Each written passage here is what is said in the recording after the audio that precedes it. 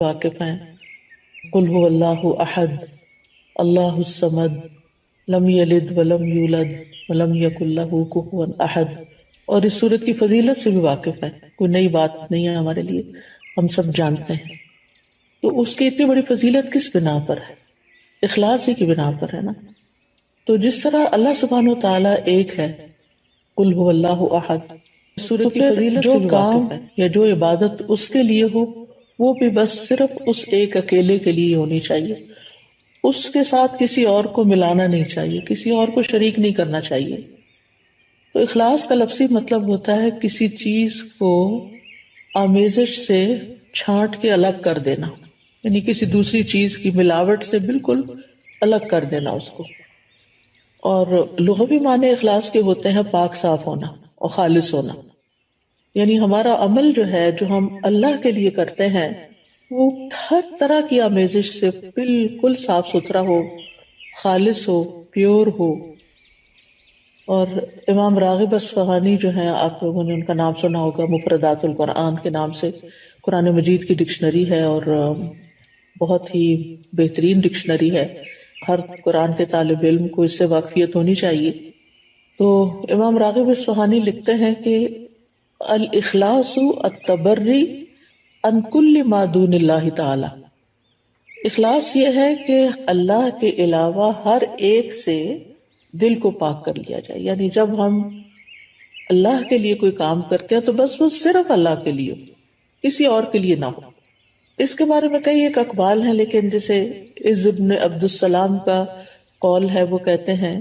کہ اخلاص یہ ہے کہ انسان اطاعت کے کام کو اللہ اکیلے کے لیے خالص کرتے ہوئے انجام دے. کس طرح؟ وہ اس طرح کہ اس عمل کے ذریعے سے لوگوں سے اپنی تعظیم اور توقیر یعنی عزت کا ارادہ نہ کرے، یعنی کوئی اچھا کام کر کے پھر وہ لوگوں سے توقع نہ رکھے کہ اب چونکہ اس نے اچھا کام کر لیا اس لیے سب اس کو عزت دیں. مثال کے طور پر اگر ایک ٹیچر ہے، میں اپنے آپ کو ہی لیتی ہوں کہ مجھے تعلیم دینے کے بعد، پڑھانے کے بعد، سکھانے کے بعد جن کو میں سکھا رہی ہوں ان سے یہ توقع نہیں رکھنی چاہیے کہ اب چونکہ میرا ان پہ احسان ہے لہٰذا یہ اس کا بدلہ کم از کم اس صورت میں تو ضرور دینا کہ یہ مجھے رسپیکٹ دیں، اور اگر وہ رسپیکٹ نہ دیں تو پھر مجھے بہت برا لگے اور میں ڈسہارٹ ہو جاؤں اور پھر میں اپنا کام چھوڑ دوں اور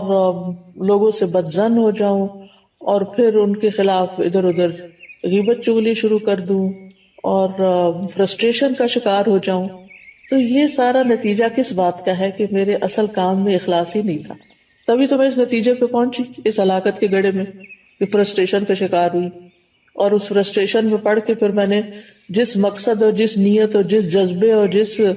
بڑے بڑے ارادے کے ساتھ میں نکلی تھی وہ تو وہیں رہ گیا نا، وہ تو چلا گیا کہیں اور،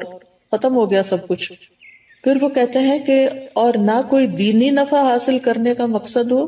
اور نہ کوئی دنیاوی نقصان دور کرنے کا ارادہ ہو، یعنی کچھ بھی اور نہ، ہر چیز ہٹا دی جائے سوائے اس کے کہ اللہ کی رضا سامنے ہو.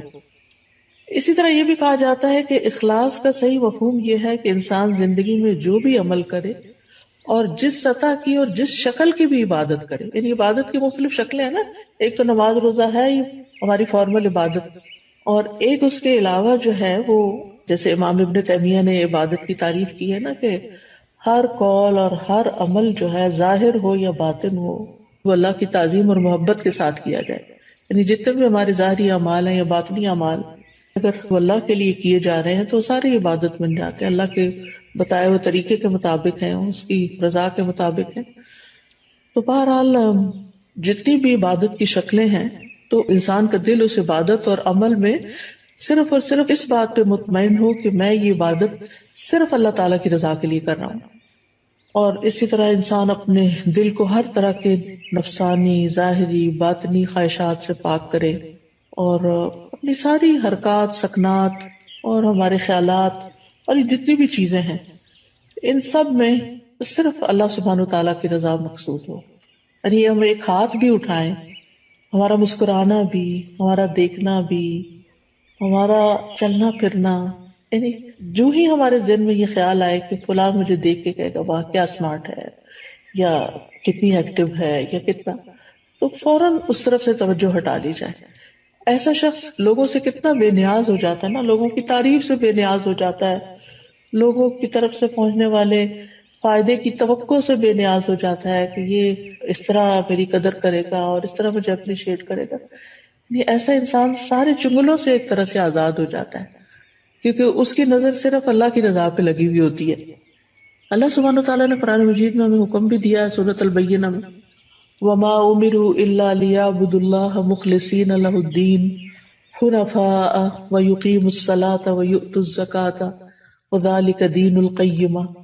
اور انہیں اس کے سوا حکم نہیں دیا گیا کہ وہ اللہ کی عبادت کریں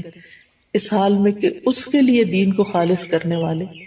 ایک طرف ہونے والے ہوں، اور نماز قائم کریں اور زکوٰۃ دیں، اور یہی درست دین ہے. وذلك دین القیمہ.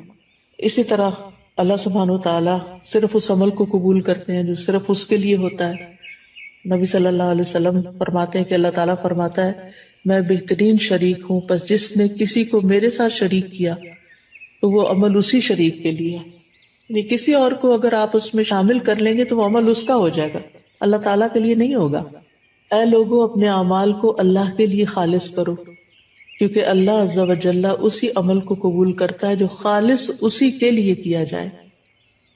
اب سوال یہ پیدا ہوتا ہے کہ پھر اخلاص کے نتائج کیا ہوں گے، فوائد کیا ہوں گے، ثمرات کیا ہوں گے؟ پہلی بات تو یہ ہے کہ انسان کے اعمال قبول ہوں گے. ہم جو تھک رہے ہیں، محنت کر رہے ہیں، دن رات بھاگ دوڑ میں لگے ہوئے ہیں، ہماری زندگی کا ایک ایک لمحہ جو استعمال ہو رہا ہے، یہ سارا میزان میں ہماری حسنات میں شامل ہو جائے گا. یعنی یہ سب سے بڑا فائدہ ہے، یعنی قبولیت ہو جائے گی. کیونکہ حدیث میں آتا ہے کہ اللہ تعالیٰ صرف اس عمل کو قبول فرماتا ہے جو خالص اس کے لیے کیا جائے اور صرف اس کی رضامندی مقصود ہو. یہ سنن النسائی کی روایت ہے ابو امامہ الباہلی رضی اللہ عنہ سے. دوسرا بڑا فائدہ یہ ہوتا ہے اخلاص کا کہ انسان کو اللہ تعالیٰ کی مدد حاصل ہوتی ہے، اللہ سبحانہ تعالیٰ کی مدد حاصل ہوتی ہے، اور انسان کو ایک مضبوطی حاصل ہوتی ہے، اپنے کام میں جماؤ حاصل ہوتا ہے، ثابت قدمی آتی ہے. یعنی انسان پھر اس کام کو چھوڑتا نہیں. جیسے شروع میں نے کہا نا کہ انسان فرسٹریشن کا شکار نہیں ہوتا کہ میرا نہیں خیال مجھے یہ کام کرنا چاہیے کیونکہ کوئی مجھے نتائج نظر نہیں آ رہے، اس کے کوئی فائدہ نظر نہیں آ رہا. یہ جملے کتنے عام ہیں ہمارے روزمرہ کی گفتگو میں،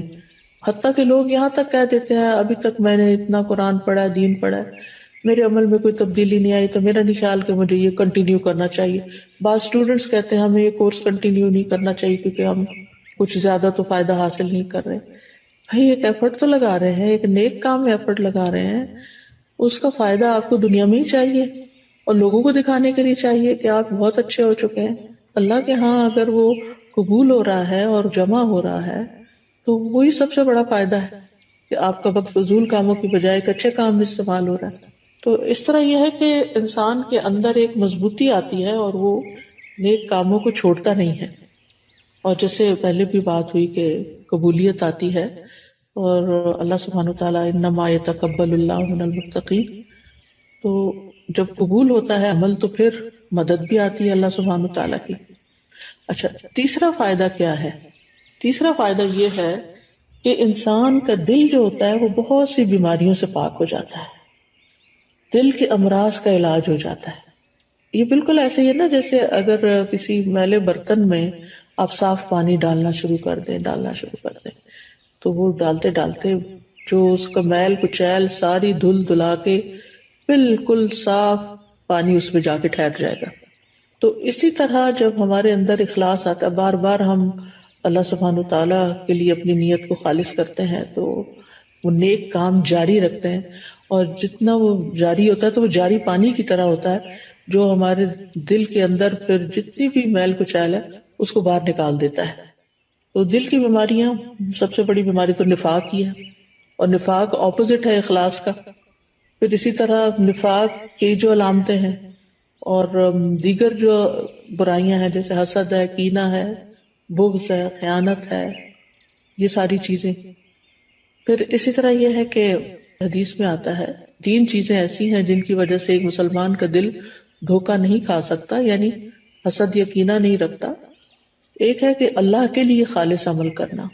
دوسرا ہے مسلمانوں کے ائمہ کے ساتھ خیر خواہی کرنا، یعنی اپنے لیڈرز کے ساتھ خیر خواہی کرنا، اور تیسرا مسلمانوں کی جماعت سے جڑ کے رہنا۔ بے شک دعا مانگنا ان کی حفاظت کرتا ہے، یعنی مسلمانوں کی